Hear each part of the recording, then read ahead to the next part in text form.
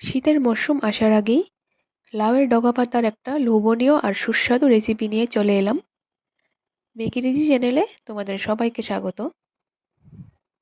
ছাদ বাগানে খুব সুন্দর লাউ গাছ হয়েছে, ওখান থেকে কয়েকটা ডগা নামিয়ে নিয়ে এলাম। এই বছরের প্রথম লাউ শাক রান্না করব। তো প্রথমে আমি ডগা এবং পাতাগুলিকে আলাদা করে নিচ্ছি। ডগাগুলিকে আলাদা কেটে নেব এবং পাতাগুলিকে আস্ত ধুয়ে তারপর কাটবো। ডগাগুলিকে আমি ছাল না ছাড়িয়ে ছোট ছোট করে কেটে নিচ্ছি।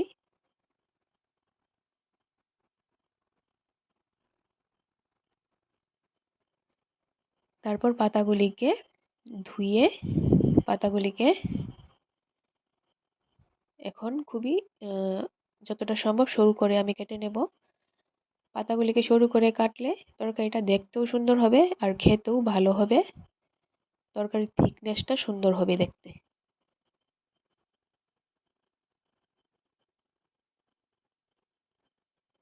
লাউয়ের ডগা পাতা সবুজ শাকসবজির আন্ডারে পড়ে।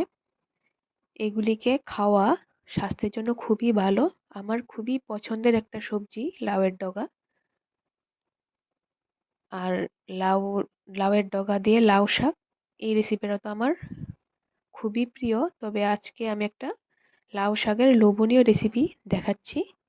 পাশে থেকে শেষ পর্যন্ত দেখতে থাকো যদি আমার এই অন্যতম লোভনীয় রেসিপিটা জানতে চাও।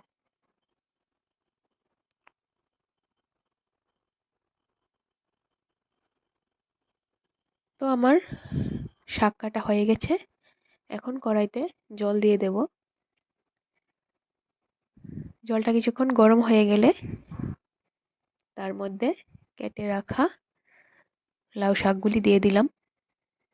1 মিনিটের মতো ভাপিয়ে নিয়ে জল ঝরিয়ে তুলে নেব।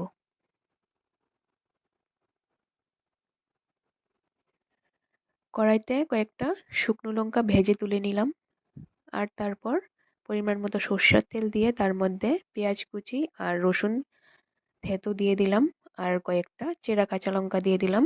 এগুলিকে একটু ভেজে নিয়ে তার মধ্যে শাকগুলি দিয়ে দেব।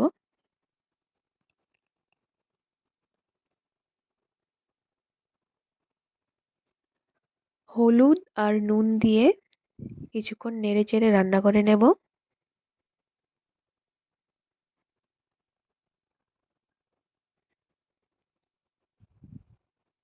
আর এদিকে ভেজে রাখা শুকনো লঙ্কাগুলিকে আমি এরকম হাত দিয়ে আধ ভাঙ্গা করে নিচ্ছি।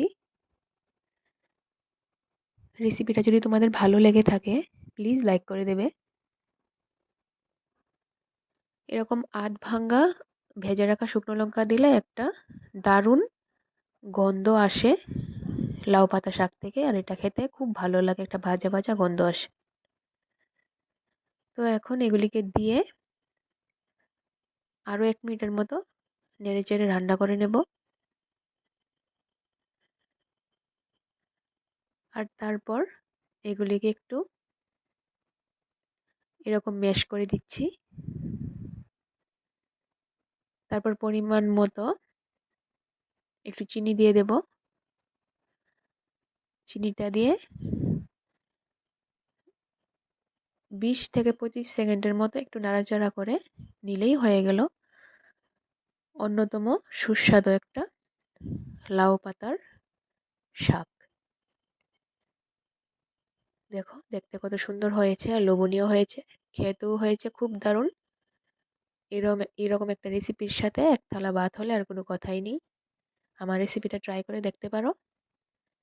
আর এরকম আরো সুন্দর সুন্দর রেসিপি পেতে আমার চ্যানেলটা প্লিজ সাবস্ক্রাইব করে দেবে, কারণ নেক্সট টাইম আরো সুন্দর সুন্দর রেসিপি নিয়ে আসতে চলেছি। এতক্ষণ ধরে দেখার জন্য ধন্যবাদ।